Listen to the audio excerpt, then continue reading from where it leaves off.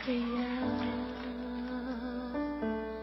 bakit pa ba naghihintay?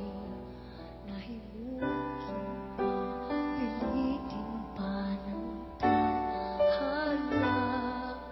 Alam mo na kung bakit nagkakaganyan.